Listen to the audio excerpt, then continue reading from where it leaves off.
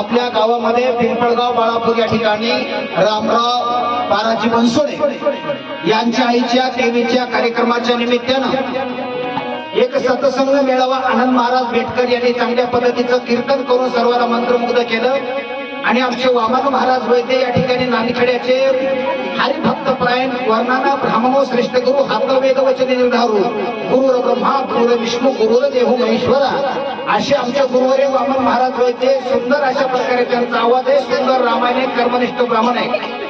रामायण करण्यामध्ये रामायण सांगण्यामध्ये त्यांचं आयुष्य गेलेलं आहे. सत्संगाचा महिमा संत एकनाथ महाराज तुम्हाला मला सांगण्याकरता सुरुवात करतात. सज्जनानो माय बापानो, जीवन माणसाचं निरार्थक करण्यापेक्षा माणसाने संतांची संगत धरावी आणि संत संगत न धरल्यामुळे त्याचे दुष्परिणाम सुद्धा वाईट असतात.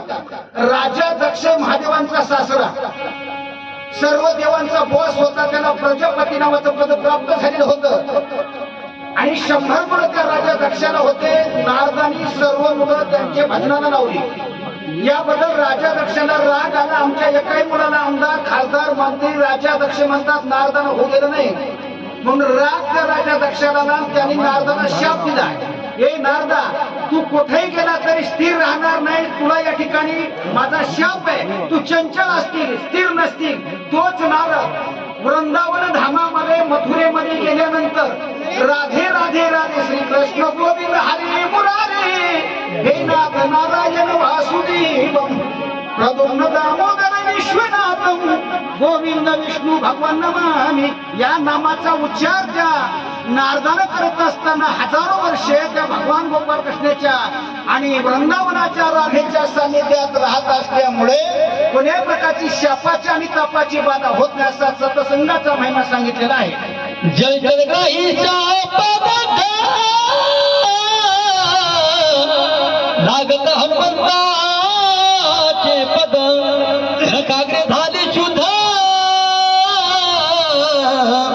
सुखाघात संत चरणी.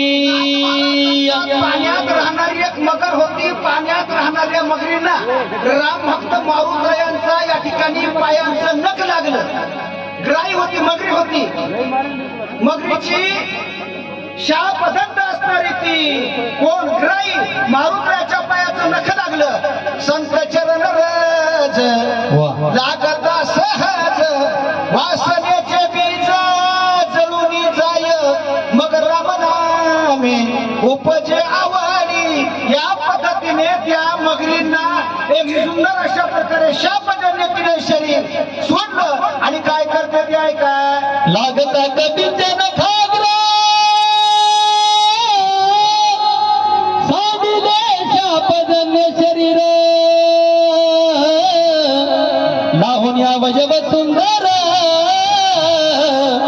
गगना सत्वर उसळली. संताचा महिमा असा आहे. प्रभू रामचंद्रांच्या पायाचे रजकण या ठिकाणी प्रभू रामचंद्राच्या पायाचे रजकण एका शिळेला लागले. शिळेची बाई झाली आणि बाई होऊन या ठिकाणी ती ग्रस्त आश्रमाला पोहोचली. ती म्हणाली, आज मी अहिल्या पुन्हा झाले.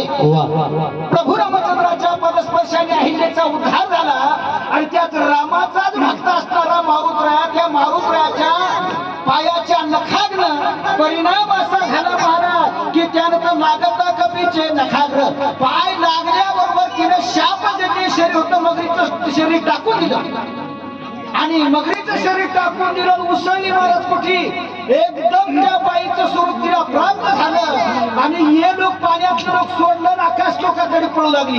काय काय म्हणू लागली ऐका. अंतरिक्ष गगनांतरे राहुनी बोलत सुंदरी विजयी होई कपी केशरी निरंतरी राम प्रेम. सज्जनानो माय बापानो, पाण्यातलं शरीर सुटलं. आकाशात देवी दुर्मालिनी नावाची बाई गेली. आकाश गेल्यानंतर उभी टाकली. उभं टाकल्याचा विचार करवा नाही. ज्या बाबानं आपल्याला महाराज मगरीचं बाई केलं, बाई केल्यानंतर चुप बसा सगळे ठरा तुम्ही. यानंतर त्या मगरीचं बाई केलं आणि बाई केल्यानंतर तिने विचार केला, ज्यानं आपल्याला चहा पाजला त्याला दूध पाजवणार, ज्यानं आपल्याला दूध पाजलं त्याला ज्यूस पाजव आणि ज्यानं आपल्याला दुष्पादक त्याला काही इंद्रिय पाजाव काय खडता त्या अहो माणसानं उपकाराची परतफेड या ठिकाणी माणसाने केली पाहिजे. आज आपल्या रामानं आईचा पुण्यतिथीचा देवीचा कार्यक्रम केला कशाबद्दल?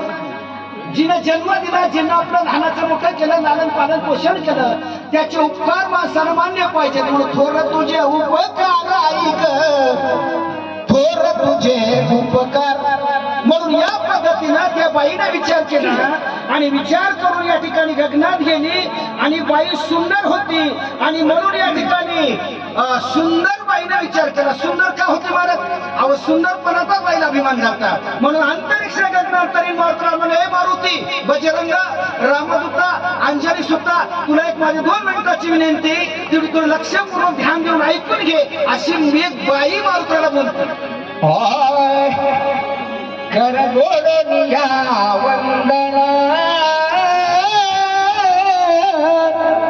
करे विनारी हनुमान मिदुन महाविन्या अप्सरादान स्वर्गभूषण स्वर्गी जे. बोलत असताना माणसाला कसं बोलायचं हे माणसालाच कळतंय, मला जनावराला कळत नाही. म्हणून माऊली म्हणतात किंवा तुकारामाला म्हणतात, जोडून या करचरी ठेवीला माथा, परिसावी विनंती माझे पंढरीनाथ. असो नसो भावानो तुझी आठाया, कृपा दृष्टी पाहे माझ्याकडे पंढरी राया. कर जोडून वंदन केलं पाहिजे. फक्त साधू संतांना वंदन केलं पाहिजे. त्यांचे आल्यानंतर नमस्कार केला पाहिजे, त्यांचे पाय धरले पाहिजे, त्यांचे पाय धुतले पाहिजे, त्यांना चहापाणी केलं पाहिजे, त्यांना जीव घातलं पाहिजे. साधू संत येते घरात रोजची दिवाळी दसरा. नाहीतर काही माणसं म्हणतात महाराज लोक येते घरात उघडे दार बंद, असं होऊ नये महाराज. म्हणून बाईने या ठिकाणी विनंती केली, कर म्हणून वंदन केलं आणि मारुतीला म्हणाले, बजरंगा, रामदूता, अंजनी सुद्धा, तुम्हाला माझी एक विनंती आहे. साधू संतांना विनंती केली पाहिजे. काही माणसं धसकटासारखं अडमुटासारखं साधूला बोलतात, त्याला धचट म्हणतात. आता महाराज तो काही कळावीत का नाही? त्याला महाराज नाही, पोतराज नाही, म्हणून कोणीच नाही. म्हणून त्या बाईने विनंती केली, मी माझा परिचय देते. पहिल्यानं माणसाला परिचय दिला पाहिजे, मी महाराज आहे का पोतराज आहे. ती बाई म्हणाली, मारुती, माझं नाव मालिनी आहे. नुसतं मालिनी नाही, विद्युत मालिनी आहे. विद्युत मालिनी नाव का पडलं? विजेसारखी चमकत होते, कोणी बी लोक मला पाहत होते. विजेसारखा माझा कडकडाट होता, माझ्या अंगात एक गुण होता, ते तुम्हाला सांगता शिटीबाई बोलली. बोला. सूर्यप्रभे समयमान करोड विचारता गगन भास्करे शोभोनिया दाने ऋषियाश्रमीमान पारी रे.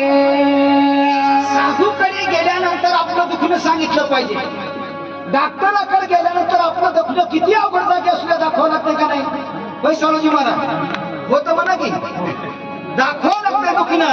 तसं त्या बाईनं आपलं दुखणं दाखवण्याकरता सुरुवात केली. सूर्याच्या प्रकाशासारखं मला इमान होतं, सूर्याच्या प्रकाशासारखं मला इमान होतं. त्या इमानात मी बसले आणि इमानात बसून मी जाता जाता या ठिकाणी काय झालं, जात असताना या ठिकाणी मला एक अभिमान आला, सूर्यच नाही चमकायला, मी चमकणार नाही का? अशा पद्धतीने या ठिकाणी अशा पद्धतीने त्या विद्युत मालिनी बाई बोलले, सूर्यप्रभे समयमान करुणी विचारता गगन. सूर्याच्या प्रकाशासारखा इमानात गेले, सूर्य लोकाबरोबर गेले. सूर्य लोकात मी फार्म दाखल केला आणि सूर्य म्हणलं, बाई नाहीच करायची घाई, हिला काय लाज वाटत नाही. म्हणून त्या सूर्याला रागानं माझ्या इमानाला धक्का दिला, अशी ती बाई बोलू लागली. बोला.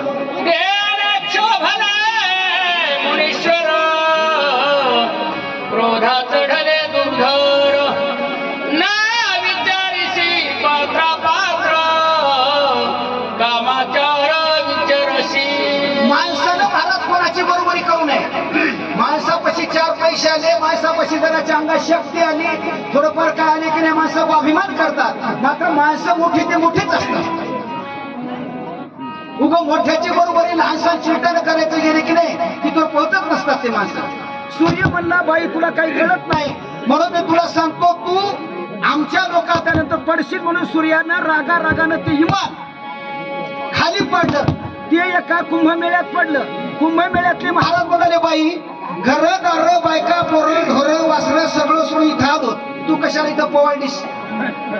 त्या महाराज लोकांनी मला शाप दिला, आमच्या लोकात आली म्हणून तू पाण्यात जाशील, खेकडा वाशील आणि मासोळ्या खाशील, असा त्या महाराजांनी मला शाप दिला. अशी ती बाई विद्युमाने सांगू लागली.